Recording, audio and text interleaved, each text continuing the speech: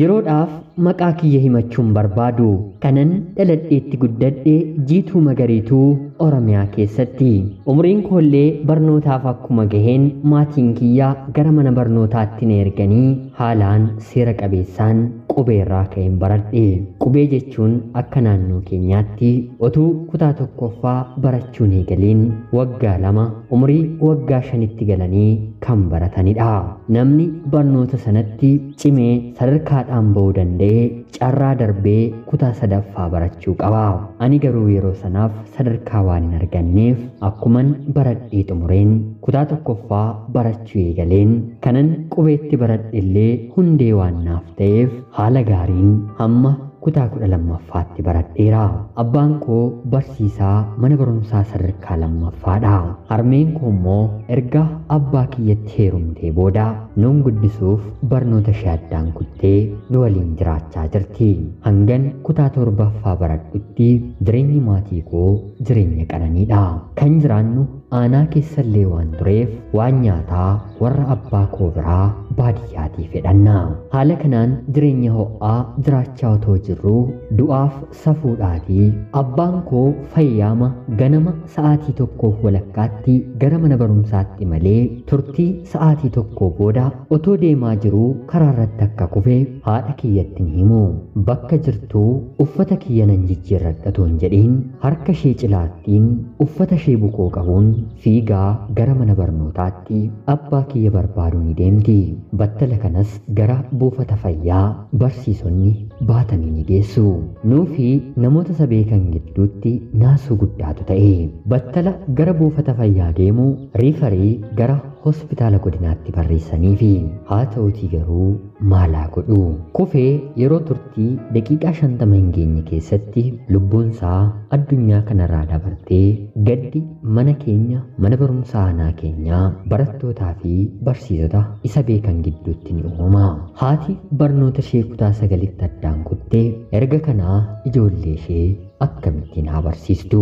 Maatiin abbaa kiyyaa akkuma yeroo abbaan koo jiru midhaan yookiin immoo qallaba waggaa tokkoof nu fe'anis isa booddee garuu nurraa dhaabu.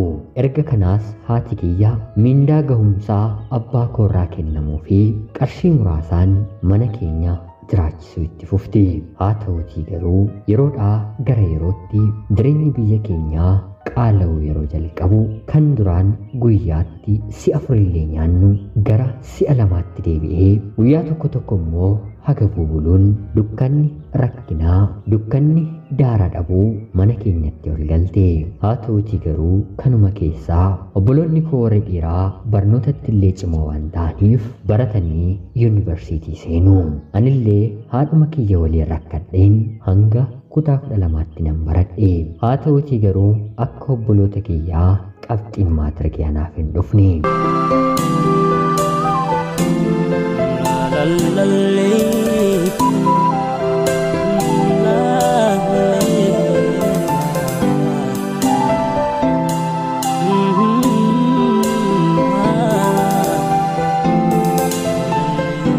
Yeroo kanatti qarshiin barachuun dirqama ta'us eenyutu baatiitti qarshii 400 naaf kanfalee mana kiraayee nyaata koo danda'ee na jiraachisaan immoo gaaffii gara biraa ta'e.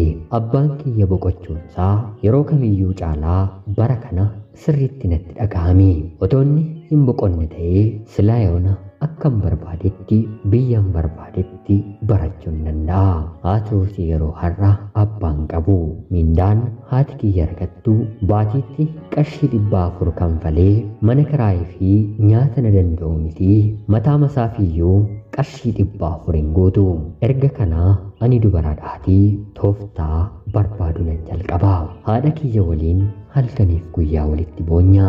Obboloonni koo yuunivarsiitii seenan tokko baratee eebbifamus obboloota koo kaan warra yuunivarsiitii jiran barsiisuurraan alatti anaan as jedhee ilaaluun isatti illee baay'ee ni ulfaata.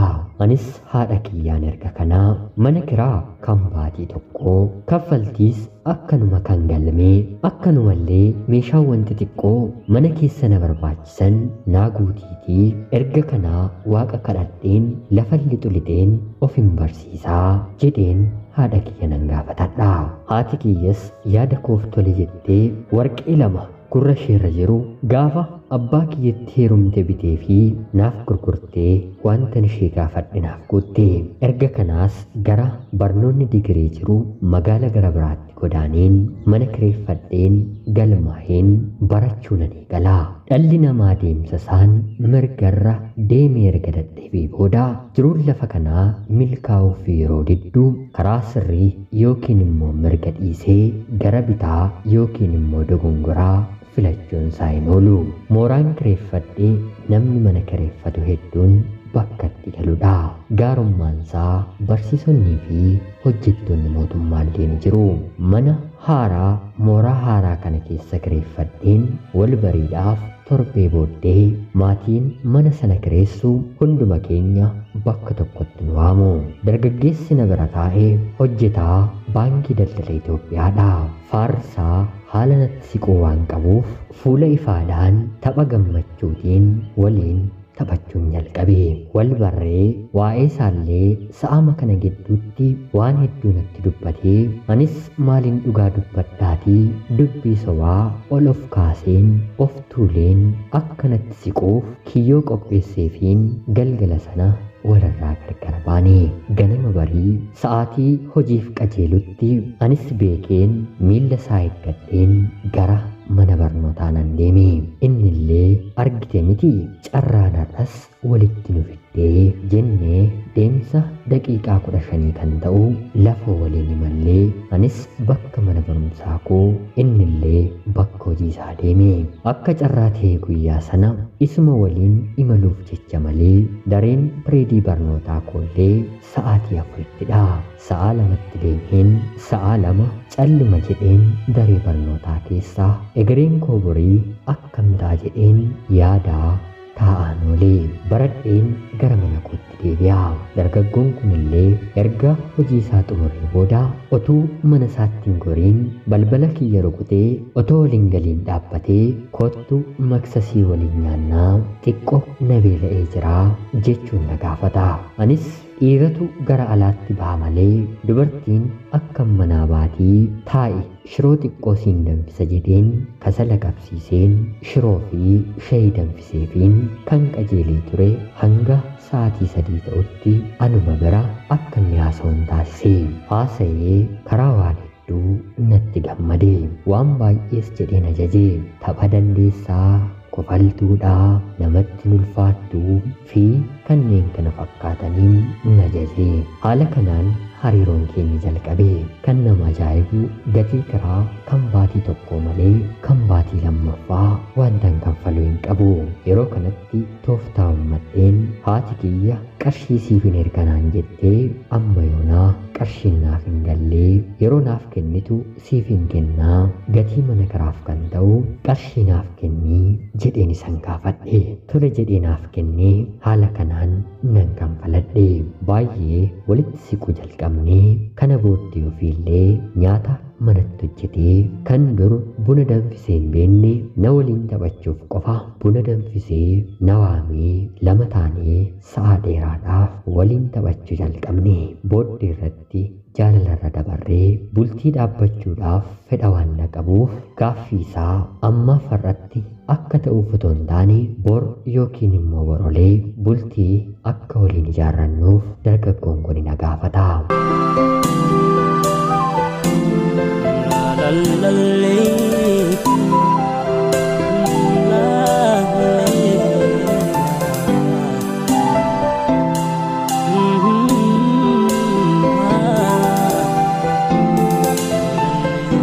Anillee deebii ajaa'ibaan kennee fi jaalalli bara kanaa dafee bultiitti hin jijjiiramu taanaan wal fudhatee boolla seenaa. Anaafis immoo mooraa tokko keessa waan jiraannuuf ammumaa kaasne iyyuu yoo walitti gallee jiraanne booddee wanta irra geenye maatii keenyatti beeksisuun nutti ulfaatu jedheen isatti hime. Dhiironni amala isaanii keessaa gochaa karaa maatii shamarranii taasifamu jaarsa erguu baasii gaa'elaa baasuu hedduu waan isaan dhiphisuuf itti seenuun jaallatanii. Sababa kanaaf fuudhi dhiirotaa yeroo dheeratu kan dubartootaa immoo ni gabaabbata. Haala kanaan illee baay'ee gammadee erga kanaa mana kiraallee bakka lamatti kanfaluun maaliif barbaachisee ji'a kee xumureetii mooraa kana gadhiisnee bakka gara biraa waliin jiraannaa jechuun na gaafata. Anis barnoota koo xumuruuf kan hin barbaadu kanuma mitiiree tole jedheefiin baatiin keenya ga'ee mooraa gara biraa waliin jiraachuu jalqabne. Namoonni mooraa haaraa nuti gallees kan isaan ittiin nu beekan akka nuti haadha manaaf abbaa manaa taaneetti. Erga kanaas dhiphina kooraa boqodheen nama kanatti maxxaneen barnoota koo barachuutti hin fufee. Kaayyoon barnoota koo kuni dursee keessa kiyyatti waan dhufeef kan na jaallatu isadha malee ana bira jaalalli faayidaadhaan jiraachuu anatti ta'eera. Mataa koorra darbeen wanta mana keessa jiruun haadha koollee nan gargaara. Haati kiyyaa fi obboloonni kiyyaa hangan kana hundumaa jireenya koorratti raawwadhutti wanta beekan waan tokkollee hin qabanii. Akkan hoteela yookiin immoo hojii xiqqoo barnoota koo barachuuf qofa waan hin dalagaa jirutti fakkaata.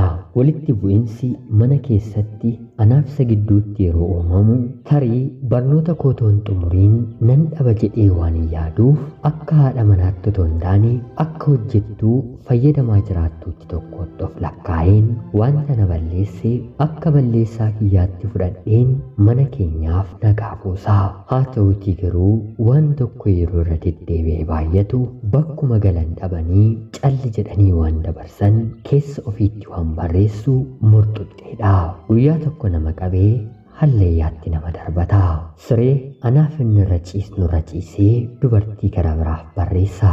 Suuraa dubartii biraas profaayilii godhata. Ani daangaa kiyya waan hin beekuuf yeroo inni na argu yoon tarii arge malee ittiin dubbadhu.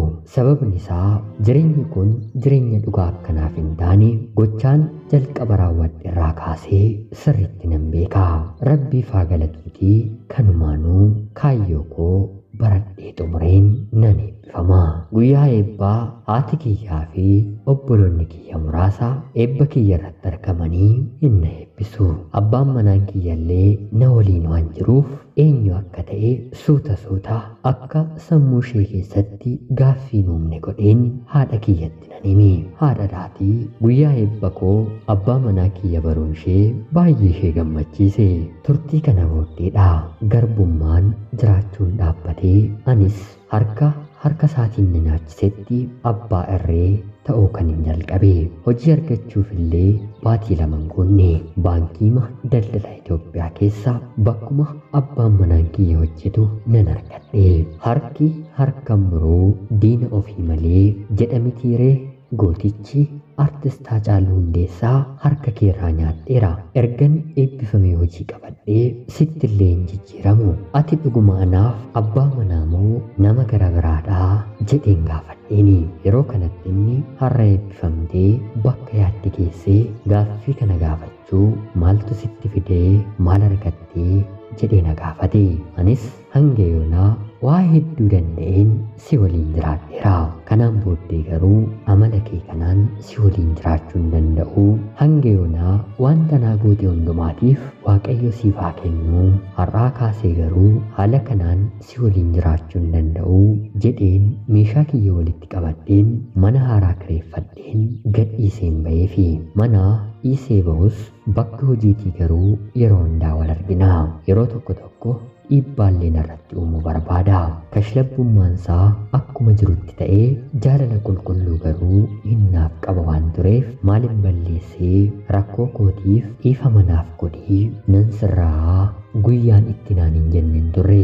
Anis dhuguma kan na barbaaddu haadha manaa kee ta'uu kan feetu yoo ta'e hanga har'aatti wal dandeenyee seera qabeessaan jiraanneerraa. Kana booddee immoo maatiin kiyyaa fi maatiin keellee akka baraniif seeraan jaarsa gara maatii kootti ergadhu.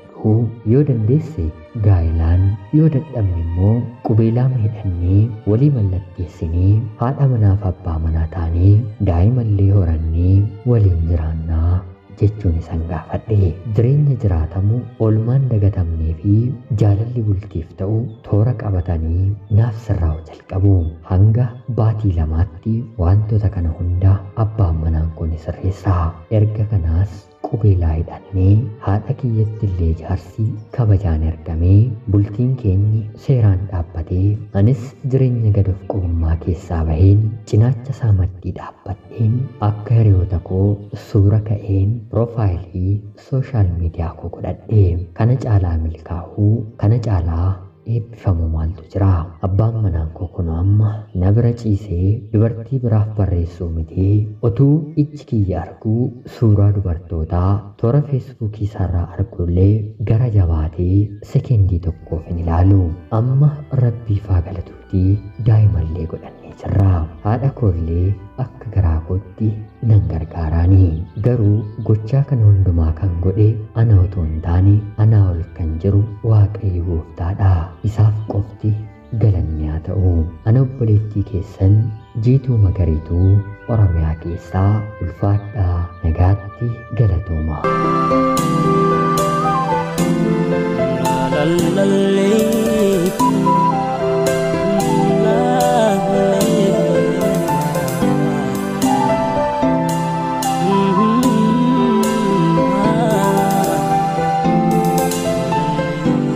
Yooyyaa shamaa akkam jirtu kabajamtootaaf hordoftoota qophii Oromiyaa 24. Nagaaf jaalalli tokkummaan bakka jirtan hundaatti hunda keessaniif haa ta'u jecha guyyaa har'aallee xalayaa seenaa baay'ee nama barsiisu obboleettiin keenya nuuf ergite isiniif dubbiseen hin ka'a. Akkasin irraa barattanii hubannoo cimaa irraa argattan homaa shakkii tokko illee hin qabu. Obboleettii keenya ergaa kee kana nuuf qooduu keetiif guddaa galatoomii siin jecha jireenyi gara fuulduraatti jiraattan illee kan milkii, kan jaalalaa, kan eebbaa fi kan badhaadhinaa isiniif haa ta'u jedha.